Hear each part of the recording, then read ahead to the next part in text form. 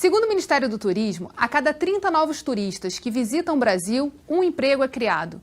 Para ampliar o fluxo turístico no estado do Rio, o governo, em parceria com a iniciativa privada, vem investindo na divulgação de novas atrações para 2019, como é o caso da Roda Gigante Panorâmica, que está sendo construída na região portuária da cidade do Rio. Além desse projeto, outros novos estão surgindo para compor uma agenda de atividades turísticas em todo o território fluminense. No Rio em Foco, que começa agora, vamos falar sobre os investimentos destinados ao turismo e as oportunidades que esse setor gera. Vem com a gente.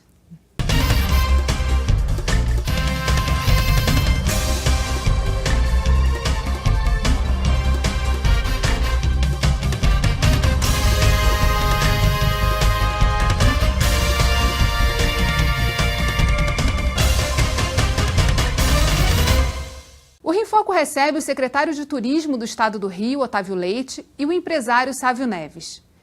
3,5 bilhões de reais. Esse é o impacto do turismo interno durante o Carnaval de 2019 no estado do Rio, segundo dados do IFEC, Instituto Fecomércio de Pesquisas e Análises.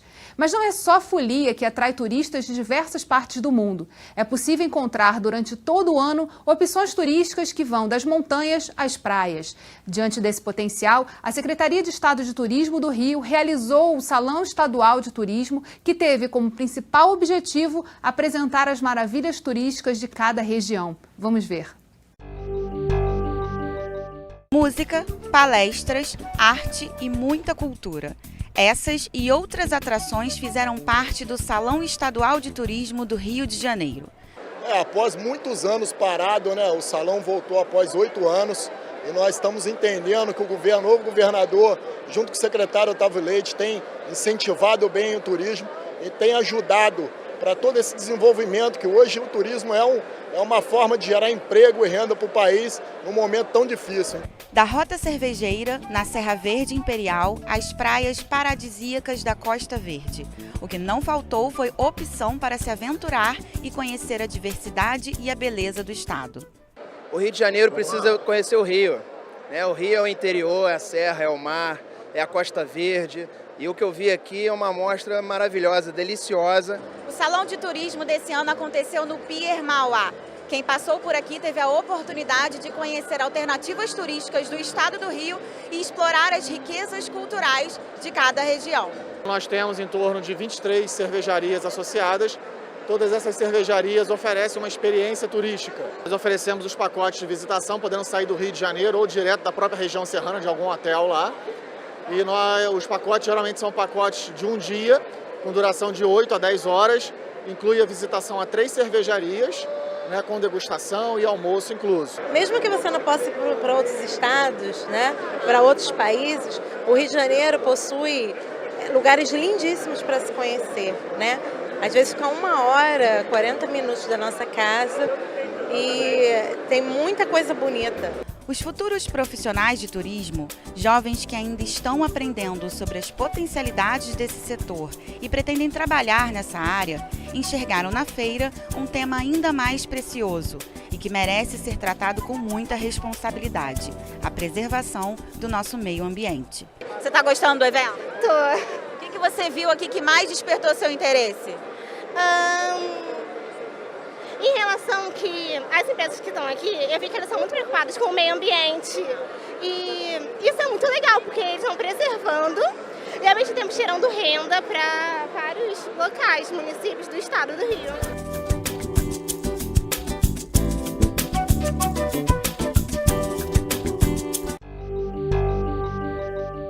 Secretário, quantos municípios participaram do Salão de Turismo esse ano? 75. Uma presença muito expressiva. Qualquer município tem uma vocação, tem lá algum atributo que atrai pessoas. Nós estamos assim preocupados em desenvolver um trabalho em 3 frentes: trazer turistas internacionais, o número que o Brasil recebe e o Rio, por conseguinte, muito menor do que o potencial que se dispõe. Estamos trabalhando firme nisso. Trazer turistas de outros estados e fazer circular o turismo interno. Esse salão de turismo proporciona exatamente isso. Cada município mostrar sua vocação e ser visto num cenário compartilhado por vários outros e a um público consumidor direto. Então, eu não tenho dúvida, foram 40 mil pessoas que esse certame foi um marco importante para a gente valorizar as múltiplas potencialidades que o Rio de Janeiro possui. O que é muito importante porque a gente conhece pouco, né, o estado do Rio de Janeiro e essas maravilhas que tem no interior. Acaba que a cidade do Rio de Janeiro concentra tantos atrativos e potenciais que essa valorização ela se perde, né, ao longo do tempo. Mar, serra, rural, ecoturismo, gastronomia, cultura, todas as possibilidades. Aliás, cresce muito essa parte, turismo de aventura, que o Rio também tem muitas possibilidades pelo interior, muitos potenciais. Então, o Rio tem 12 regiões turísticas, 6 assim muito fortes, e a gente precisa cada vez mais mostrar para as pessoas e fazer com que as pessoas possam ir, porque há muitos produtos de qualidade. De que forma esse foco no turismo e essa agenda, né, tão ativa tem animado o empresariado do estado do Rio de Janeiro, sabe? Além dessa questão da vitrine que o Otávio fala aqui, colocar os municípios com seus atributos, com as suas atrações na vitrine, na prateleira do agente de viagem, o Salão do Turismo, esse grande evento que aconteceu agora no Porto, na região portuária, ele também foi um ambiente de negócios, como a gente vê. A questão enfim, dos produtores de cerveja, produtores de queijo, produtores de cachaça. Fantástico. E ainda foi associado a um evento de gastronomia, que também tinham muitos produtos fluminenses. O Rio lá, Gastronomia, né? O Rio Gastronomia, que aconteceu do lado. Quer dizer, essa foi o grande gancho e o sucesso do Salão de Turismo desse ano. Então, eu acho que ali também foi um belo ambiente de negócios. E despertou, principalmente por parte dos gestores, essa vontade de trabalhar regionalmente? Porque é uma agenda difícil de levar, quando você fala das potencialidades do turismo, não ficar só na sua cidade ou trabalhando os potenciais da sua cidade. É necessário também pensar no que tem próximo, o que pode fazer o turista ficar mais tempo ali na região. Já está começando a ter um movimento por parte dos secretários na sua percepção? Sem dúvida. Eu penso que o turismo, ele hoje exerce mais protagonismo nas políticas públicas locais. Outrora, não muito distante, era desconsiderado, coisa secundária. Hoje não. Hoje o turismo, em função do potencial que possui de gerar emprego e renda, é tratado numa dimensão especial. E é evidente, qualquer canto do mundo, você trabalhar de maneira regional, você fortalece aquele chamado cluster, né? Aquele núcleo que, no somatório, obtém mais resultados. Então, a gente tem procurado trabalhar muito a capacitação, qualificação dos gestores, tem um mapa do turismo brasileiro, e isso o Rio de Janeiro se enquadra. Para você elevar em categoria, tem que atender a uma série de exigências, e também para acessar a linhas de crédito, a financiamentos, os municípios têm que cada vez mais se qualificarem. Então, como política pública, é dever do Estado, ente federado, animar internamente essas possibilidades de clusters, né? E isso tem sido muito trabalhado. E a partir da cidade do Rio de Janeiro, que recebe muitos turistas que vão para outros lugares, outros estados, mas podem ficar mais tempo aqui. Os investimentos mais recentes na região portuária, com a Roda Gigante, por exemplo, o que eles vão trazer de retorno para o turismo? Qual na sua visão? A Roda Panorâmica, ela cria mais um ícone, mais uma âncora, que vai aumentar a visitação, a hospedagem na cidade, e aí partir para esse incentivo, né, esse estímulo das pessoas saírem da capital e visitarem o interior. Como ele disse, região dos lagos para um lado, Costa Verde para o outro, a chamada Serra Carioca para o outro lado. Mas essa questão das vocações regionais é muito interessante. Nós estávamos com um projeto de colocar o trem da Costa do Sol, que nasce em Casimiro de Abreu e vai até Quissamã. São 5 municípios e uma dificuldade enorme, porque a gente tinha que botar na mesa todo mundo com os mesmos objetivos, né? E eu acho que hoje, nesse novo contexto que a gente vive, é muito mais fácil esse diálogo, porque todos estão se somando, deixaram de competirem um com o seu vizinho, com o município vizinho, para formarem um cluster, né, que tem ali a sua vocação regional fortalecida. A gente vai continuar falando sobre isso no próximo bloco, não saia daí. Rio em Foco aqui, política e economia caminham juntas.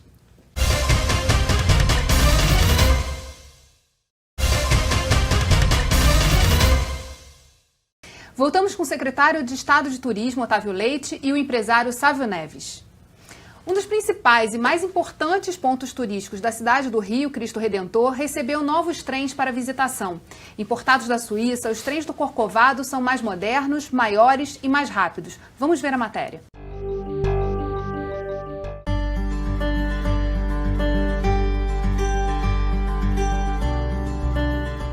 Não há quem venha ao Rio de Janeiro e não coloque no roteiro de viagem o Cristo Redentor.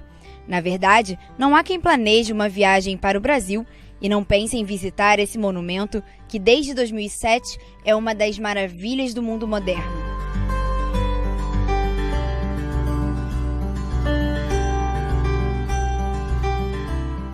O Cristo é o cartão postal do Rio e atrai turistas do mundo inteiro, seja pela estátua de 38 metros de altura que abençoa os cariocas, pela vista incomparável da cidade maravilhosa ou pela enorme área de Mata Atlântica que o cerca. A experiência de visitar o Cristo Redentor começa bem antes de chegar ao topo do Corcovado. O caminho até lá reserva gratas surpresas e deixa cariocas e turistas boquiabertos. O trem do Corcovado, que hoje leva os visitantes da estação localizada no Cosme Velho até o Cristo Redentor, foi inaugurado em 1884 por Dom Pedro II, antes mesmo da construção do Cristo. O trenzinho levava os passageiros por um passeio por dentro da Floresta da Tijuca até o Mirante Chapéu do Sol, no alto do Morro do Corcovado. A subida é o primeiro passeio turístico do Brasil. E o trem é hermoso, fantástico. O trem é muito bonito, é fantástico. É outra coisa do que vir caminhando ou de ônibus. Poder compartilhar essa experiência com vocês dentro do trem foi maravilhoso por poder observar a grande biodiversidade do Rio, que é uma cidade muito bonita e acolhedora. Aqui nós vimos um animal muito bonito que todo mundo tirou fotos. O trem do Corcovado já levou papas, reis, presidentes, artistas e cientistas em seus vagões. O primeiro modelo circular era movido a vapor e foi considerado um milagre da engenharia na época por percorrer quase 4 quilômetros em um terreno totalmente íngreme. Em 1910, os trens a vapor foram substituídos por elétricos, mantendo a capacidade de transporte de 86 pessoas por viagem. A estrada de ferro do Corcovado foi a primeira eletrificada do Brasil. O modelo atual do trem chegou da Suíça em 1978 e transporta 800 mil passageiros por ano. Agora, as composições da quarta geração de trens já começam a chegar no Rio. Geralmente, quando se fala em modernidade e tecnologia nos transportes, pensamos logo em rapidez e redução do tempo de viagem. O novo modelo vai diminuir o passeio de 20 para 15 minutos, mas ainda será tempo suficiente para o visitante contemplar a beleza da maior floresta urbana do mundo, replantada pelo homem, a Floresta da Tijuca. Outra preocupação dos administradores foi manter algumas referências dos trens anteriores, preservando assim a memória dos cariocas.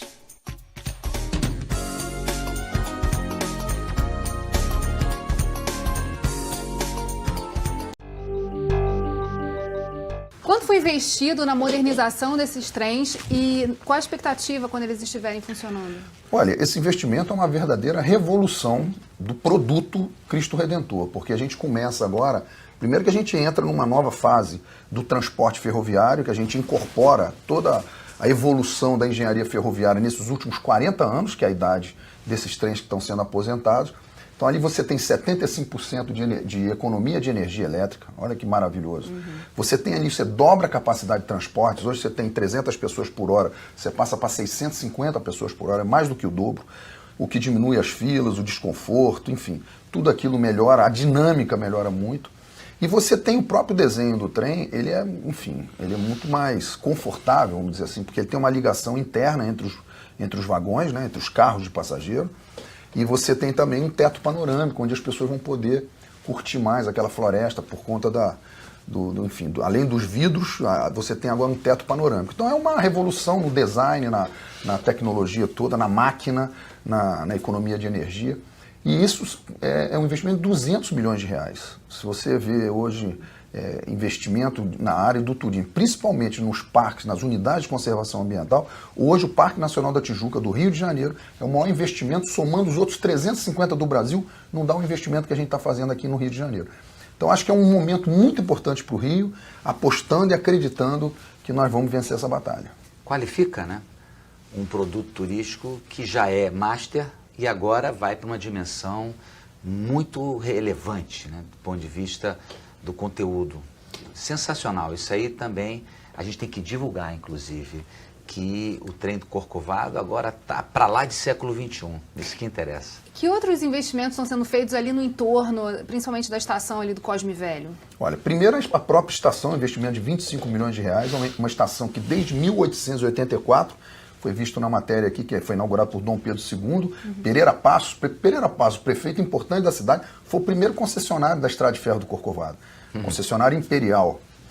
E então aquela estação vai estar sendo toda reformada, revitalizada, trazendo ela para o século XXI, porque até hoje ela nunca sofreu nenhuma reforma. O Rio de Janeiro mudou, o Brasil mudou, o turismo mudou.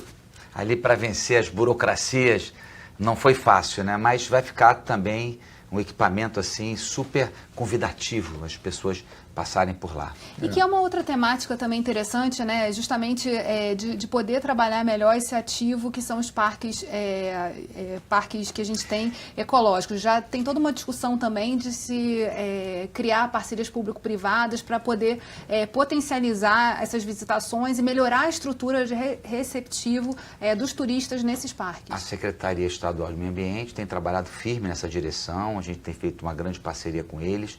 Já tem 7 parques estaduais onde programas específicos de atração de visitantes para caminhadas, para ver pássaros, enfim, para escaladas, para rapel, para trekking, por aí, já acontecem com demandas crescentes.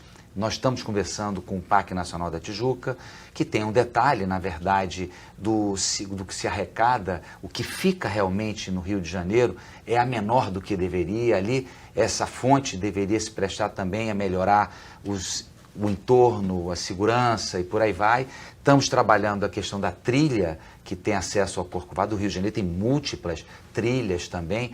Essa parte de ecoturismo urbano, o Rio é pródigo, né? Então, há muitas possibilidades. A questão é organizar cada vez mais e divulgar. O Rio precisa se promover. Você pega, por exemplo, o mercado norte-americano, que é o mercado emissivo mais forte do mundo.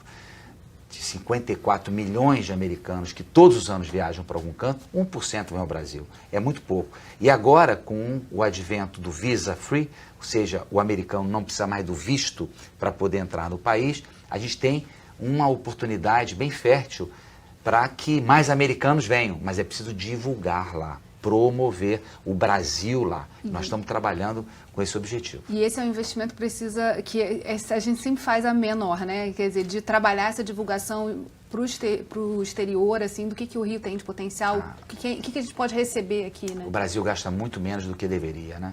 O México gasta 500 milhões de dólares ano, o Equador 100 milhões de dólares. O Brasil gasta 9, é uma vergonha. Então a gente tem que melhorar esse orçamento.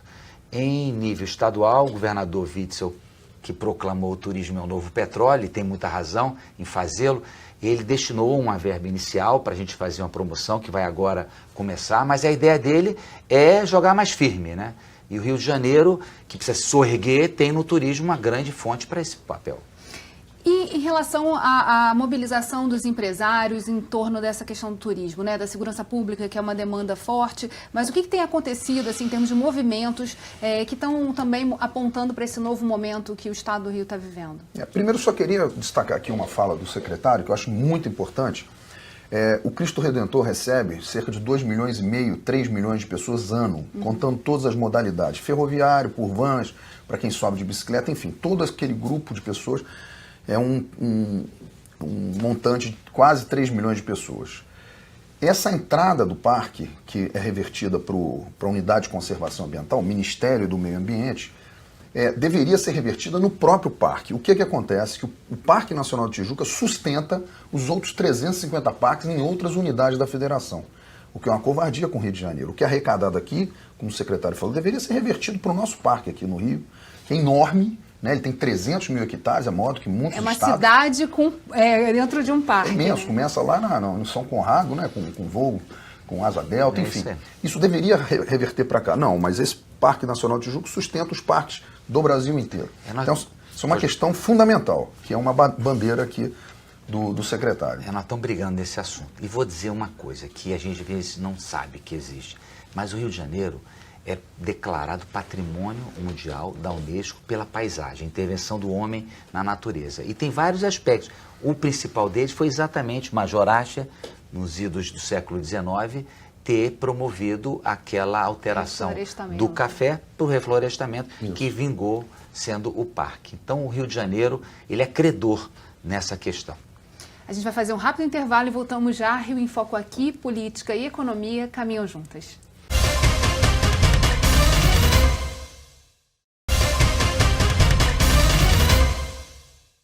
Além das ações que vimos até aqui, outras novas estão a caminho. Em termos de investimentos no interior do estado, que é muito importante a gente falar das demais regiões, o que está previsto de acontecer nos próximos anos? Angra dos Reis, que mais? Existem várias oportunidades pelo estado todo. Aqui no Rio de Janeiro quase que pipocam oportunidades, como é o caso aqui da Roda Panorâmica, que já acontece no mundo inteiro. Nós só importamos essa ideia, como o Aquário também, né, que foi outro sucesso muito novo, nasceu agora em 2016, a própria revitalização do Hotel das Paineiras, enfim, agora com a Roda Gigante. Mas em Miguel Pereira nós estamos fazendo um investimento no Parque dos Dinossauros, vai ser o maior parque temático dessa temática de dinossauros do mundo, 1 milhão de metros quadrados. Estamos revitalizando e retomando a operação do chamado Trem Azul, que inclusive quem foi o primeiro operador ali foi o pai do Roberto Medina, né? do Roberto e do Rubem, que operava aquele trenzinho ali em Miguel Pereira. E também estamos fazendo lá um teleférico e uma tirolesa em cima do Lago Javari, porque Miguel Pereira tem ali uma estrutura de acomodação e tem muito para crescer. Angra dos Reis tem um trenzinho que liga Leeds, que é Rio Claro, lá na Dutra, no principal eixo rodoviário do dinheiro, né, onde estão as duas principais cidades do Brasil, Rio e São Paulo. Você tem a Dutra ali ligando esse trenzinho de Leeds até Angra dos Reis, que é uma das 10 cidades mais visitadas do Brasil, junto ali com Paraty. Então você tem várias possibilidades de investimento e eu acho que a iniciativa privada pode contribuir muito com esse novo ambiente de negócio que está sendo criado, bom ambiente de negócio que está sendo criado na Secretaria. Tem um ponto interessante, né, que é essa questão do stopover, de permitir que a parada dos aviões, e você fique mais tempo, possa ficar no destino durante um período. Isso está sendo discutido também em nível estadual? Esse é um ponto muito importante. É fundamental que tenham mais voos, para que mais pessoas desembarquem, consumam hotel, restaurante, shopping, atração turística e por aí vai. Isso é muito relevante. E a gente está trabalhando na configuração de uma política tributária do ICMS. O Rio de Janeiro, depois de 4 tentativas, onde ele foi obstruído no tal CONFAS, que é o Conselho dos Secretários de Fazenda do país como um todo, finalmente o Rio conquistou o direito de praticar um ICMS para menor. No entanto, isso tem que vir acompanhado de uma política de ressarcimento do erário, né? Porque não pode ter perda de arrecadação. Para isso, um ingrediente importante, esse chamado stopover, que permite aquele que está em direção, passando pelo Rio, poder ficar 2 a 5 dias a preços mais convidativos e consumindo aqui na cidade. Então eu estou assim, culminando o desenho junto com a Secretaria de Fazenda para a implantação desse programa, que é um programa já consolidado em alguns países e há muita competitividade no setor aéreo em nível nacional. E o Rio de Janeiro estava sendo muito prejudicado na sua competitividade. E a gente venceu essa primeira etapa e agora estamos finalmente, como se diz, para poder implantar um programa bem arrojado de captação de novos voos nacionais e internacionais. E o que é interessante é que não só a cidade do Rio de Janeiro, com todos esses novos atrativos, mas também o interior do estado, que é muito próximo da capital, que está a poucas horas, a possibilidade de acessar tantas partes da nossa história também, enquanto país, está tudo muito próximo. Então, também ajuda a alimentar esse turismo e esse fluxo para o interior do estado. Né? Sem dúvida. e ver a parte aérea também para o interior, né? Tem um aeroporto importante, Cabo Frio, tem um aeroporto em Búzios, um aeroporto Macaé muito bom. Angra, nós tivemos agora recentemente a ideia de ampliar Angra, tem 900 metros para 1.200 metros, aí um equipamento maior poderia também pousar. Tudo isso faz parte de um contexto que a gente está trabalhando e construindo para fortalecer o turismo do Rio de Janeiro. Quebrando pedra, né? Quebrando pedra, não é fácil não, mas estamos avançando. E em relação a todos esses investimentos, isso também gera um novo otimismo, também gera um novo movimento nas cidades, né? Como Miguel Pereira, por exemplo, está se organizando em torno desses investimentos? Então, eu sinto que na área, da parte dos empresários, eles estão começando a se motivar novamente a fazer investimentos. O Rio de Janeiro passou aí 2, 3 anos, logo depois das Olimpíadas, numa ressaca enorme.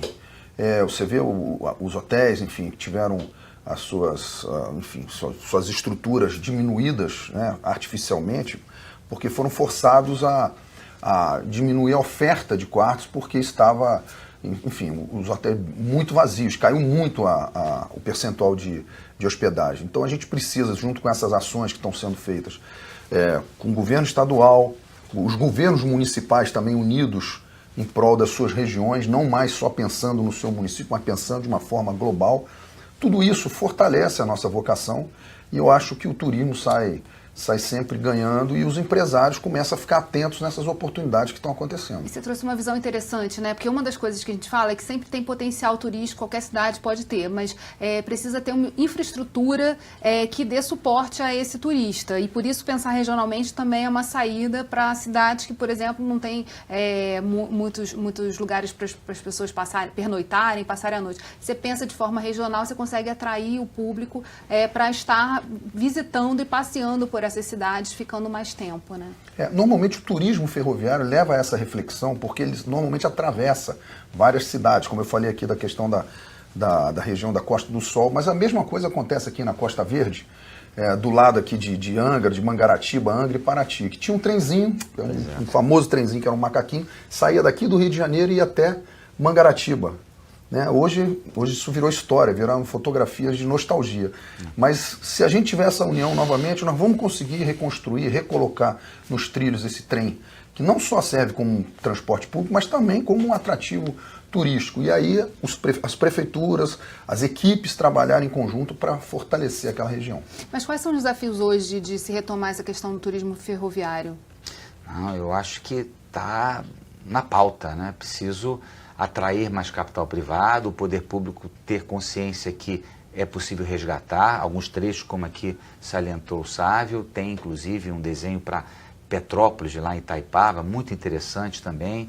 Isso tudo requer, enfim, priorização. E aí o somatório é que vale, a prefeitura, o Estado, aí buscando a esfera privada, todo mundo junto, é uma realização bem factível. E destravando a agenda também, que também ferroviário envolve em nível federal, né? Sim, porque quem regula isso é a Agência Nacional de Transporte Terrestre. A NTT que regula o transporte ferroviário. Então não é nem tanto do lado do Estado nem dos municípios. Mas é fundamental o apoio, porque esse ambiente, o que a gente estava falando aqui, o ambiente de negócio, ele começa a ficar agora mais inflamado. As pessoas começam a observar as oportunidades, como essas que a gente tem visto aí, essas iniciativas que estão acontecendo. O Salão do Turismo coroou esse momento, acho que é um ponto de partida importante, com o Estado fazendo essa questão da promoção e oportunizando essa vitrine. Tudo isso melhora o ambiente, né? Bem, e a gente aqui do Rio em Foco vai continuar acompanhando e dando notícias dos próximos passos. Infelizmente, o programa chegou ao fim. Obrigada, secretário, obrigada, Sávio, e obrigada a você, telespectador, que acompanhou a gente até aqui.